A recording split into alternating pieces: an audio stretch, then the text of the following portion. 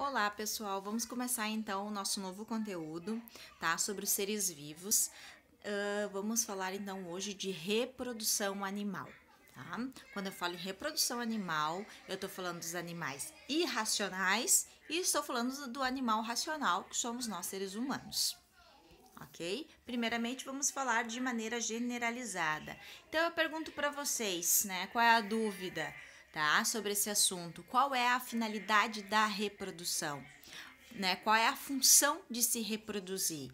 A reprodução é uma característica que define nós seres vivos, né? Todo ser vivo ele tem a capacidade de se reproduzir.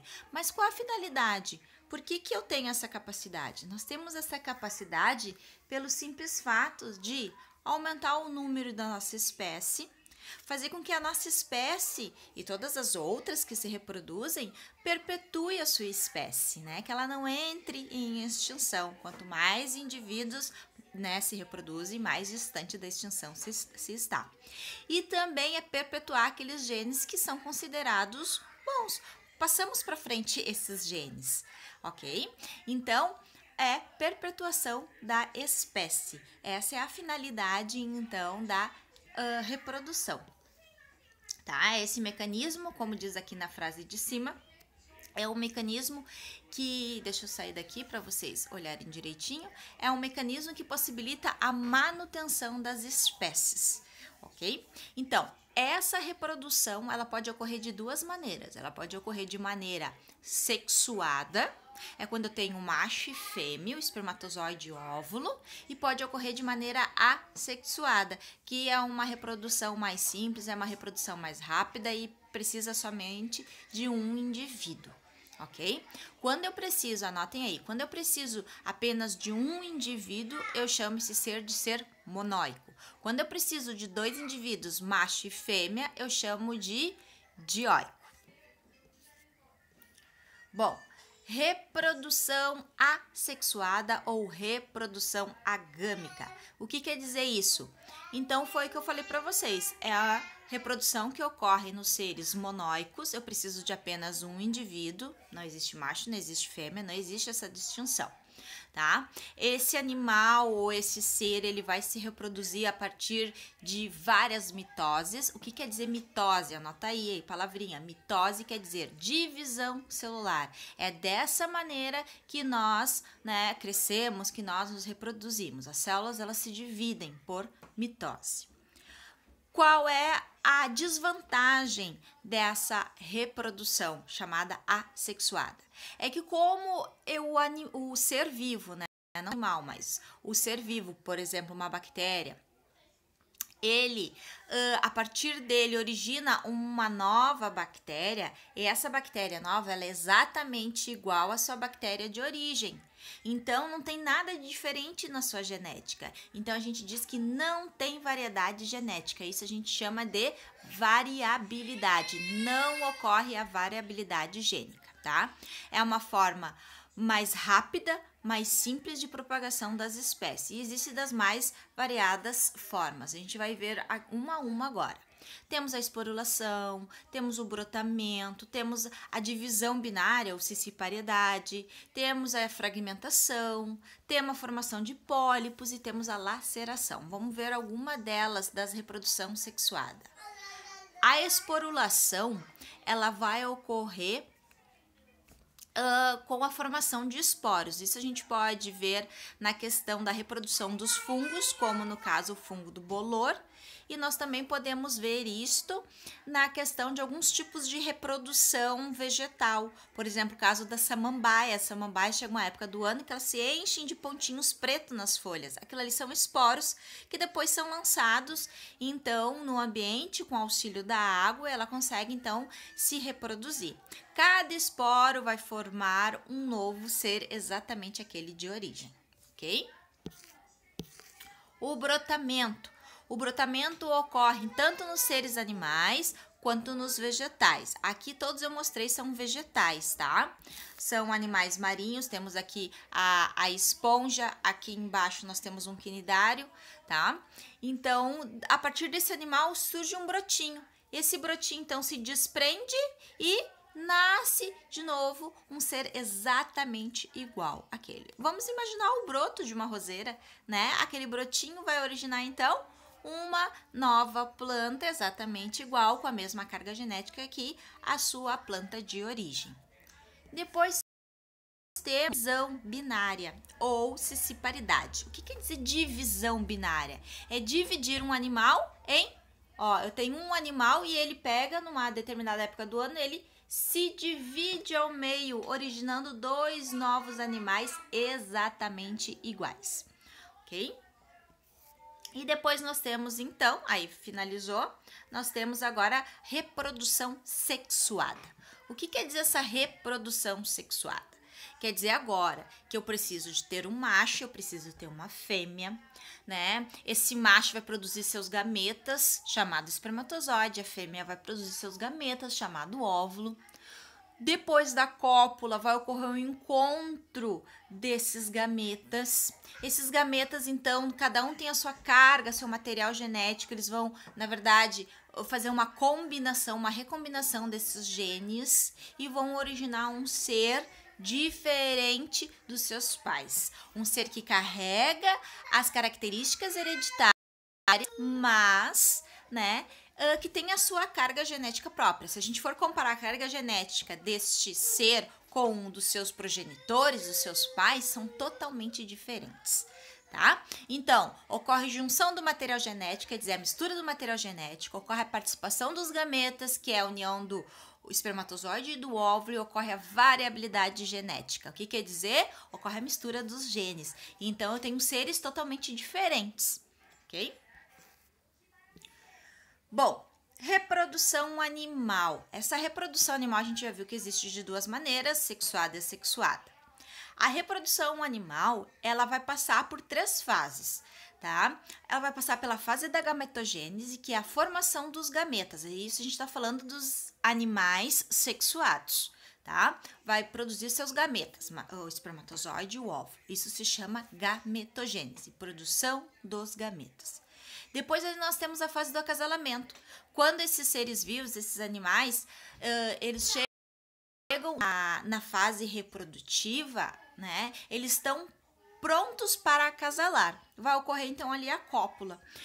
Depois que ocorre a cópula, né, que é o ato sexual, vai ocorrer então a fecundação, que é o encontro do espermatozoide e o encontro do óvulo, que é o nosso próximo tema então.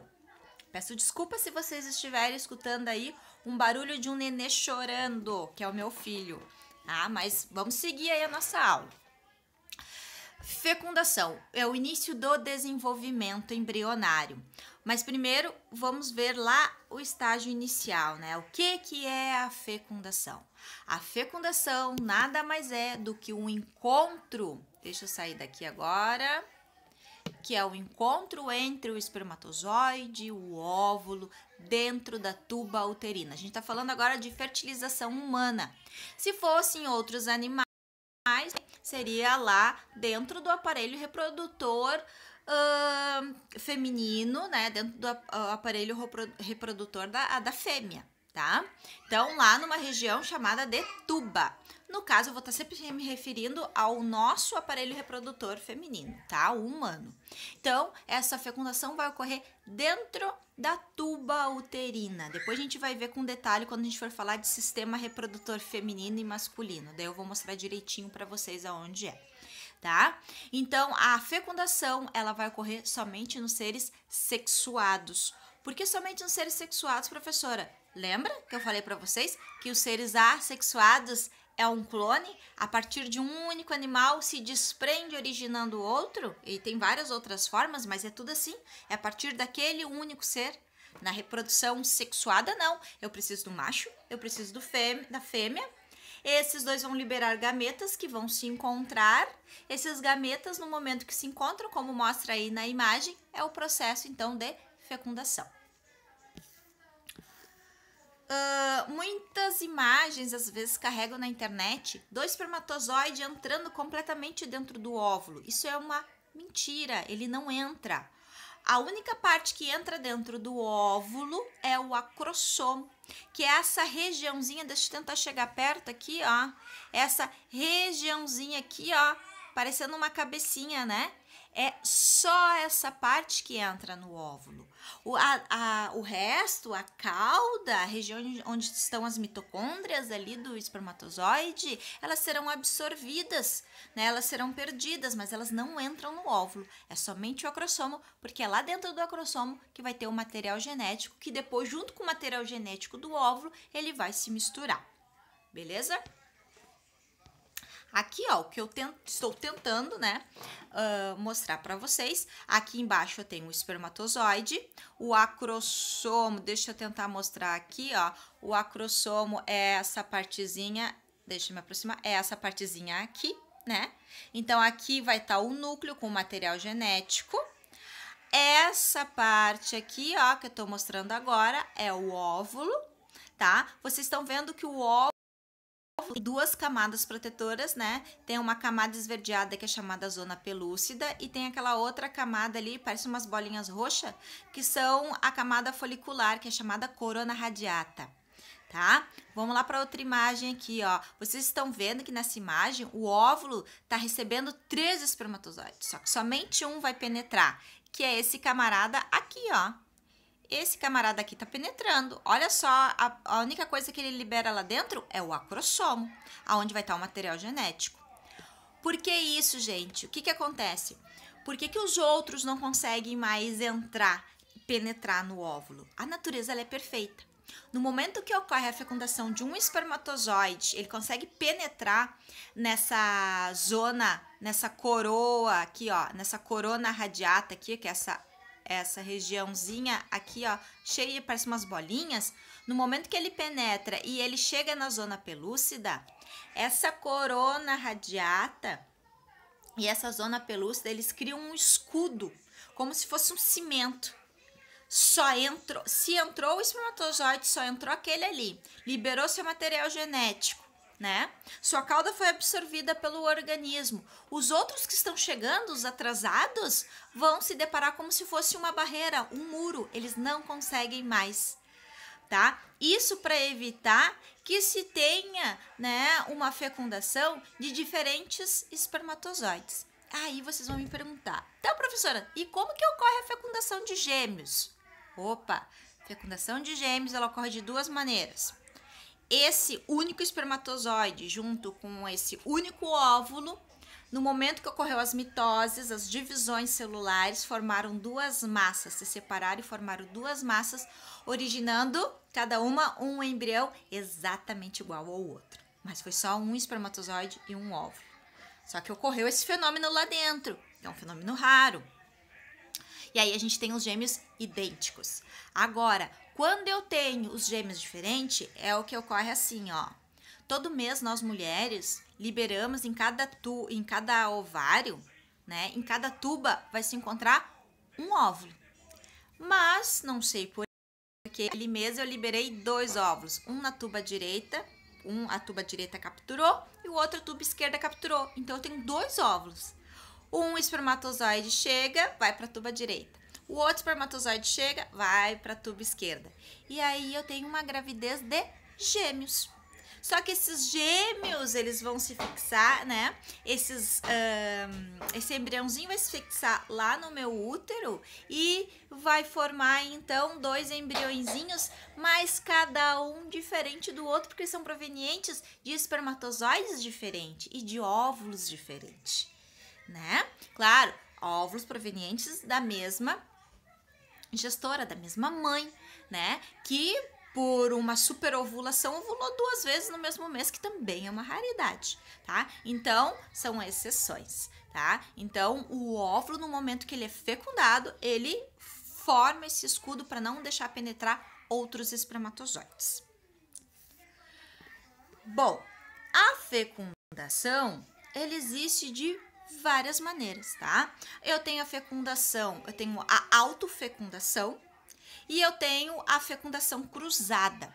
A fecundação cruzada, ela compreende fecundação interna e fecundação externa, tá? Apesar de não ter separado ali, né? Posto do item a item, mas tudo faz parte da fecundação cruzada, a interna e a externa. Vamos olhar uma a uma agora. Tá? Então, primeiro vamos ver aqui a fecundação. Deixa eu ver aqui para não atrapalhar vocês no cantinho. Vamos ver a autofecundação. A autofecundação é um processo raro, tá? Que ocorre no meio animal. São poucos animais que têm essa capacidade. Eu dei o exemplo aqui, ó, tá sendo mostrado um verme chamado um verme plateuminto chamado tênia, tá?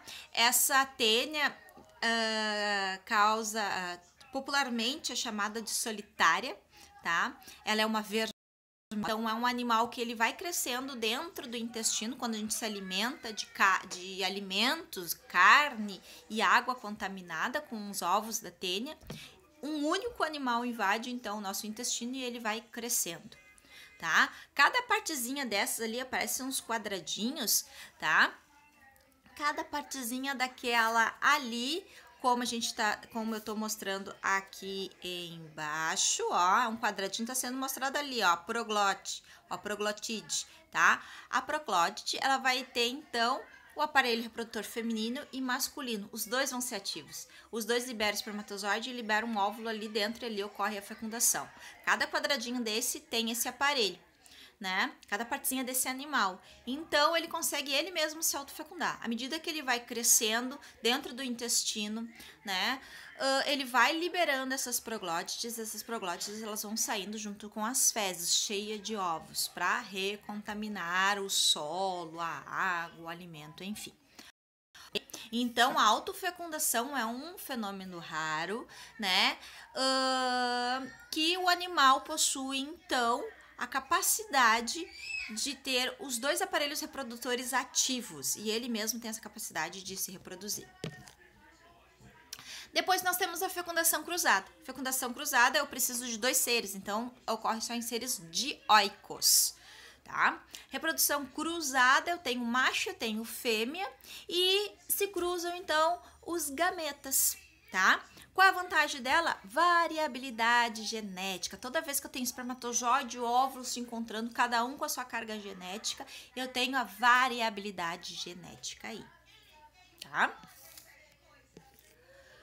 Bom, na reprodução sexuada cruzada, eu tenho dois tipos. Eu tenho ela interna e tenho ela externa. Vamos falar da externa. A externa é aquela fecundação que ocorre fora do corpo do animal. O animal libera, então, na água o óvulo, né, no caso da fêmea, e o macho libera o seu espermatozoide. E é lá na água que vai ocorrer o processo de fecundação e desenvolvimento embrionário, ok? Tem espécies que, durante todo esse período, eles ficam cuidando da sua prole, né? Tem alguns peixes, alguns anfíbios que ficam cuidando da prole, e tem outros que não. Ocorre um momento ali do acasalamento, ocorre a liberação de óvulos e espermatozoide na água, ocorreu isso, eles vão embora e é cada um por si, né? Os filhotinhos ficam lá, os embriãozinhos ficam se desenvolvendo na água, fixado numa rocha, fixado numa planta aquática e à deriva e à mercê aí de todos os predadores, tá? Geralmente essa fecundação é liberado milhares e milhares e milhares de óvulos e de espermatozoides. Então, nós temos vários ovócitos, né, que são óvulos já fecundados.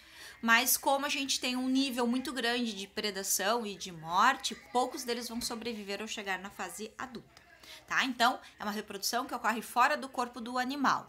Exemplo que a gente tem, os peixes, tá? Os anfíbios, eles se reproduzem desta maneira. Ali, como tá mostrando aqui embaixo, ó, tá sendo mostrado bem aqui embaixo, ó, o sapo, na verdade, ele abraça a fêmea e ele estimula com que a fêmea libere seus óvulos, enquanto isso ele tá liberando espermatozoide ali no ambiente. Depois nós temos a fecundação cruzada interna. Essa fecundação, então, macho e fêmea, vai ocorrer a cópula, que é o ato sexual, né, o macho vai liberar o seu sêmen junto com com o espermatozoide dentro do aparelho reprodutor feminino, tá? E é dentro do aparelho reprodutor feminino é que vai ocorrer então a fecundação. É dentro do corpo da fêmea. E todo o desenvolvimento embrionário também vai ocorrer dentro da fêmea.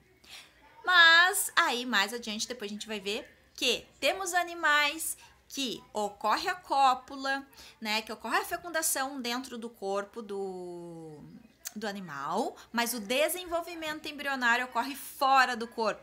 Aí nós temos, por exemplo, as aves. As aves colocam seus ovos, né, e elas ficam cuidando desses ovos até o nascimento.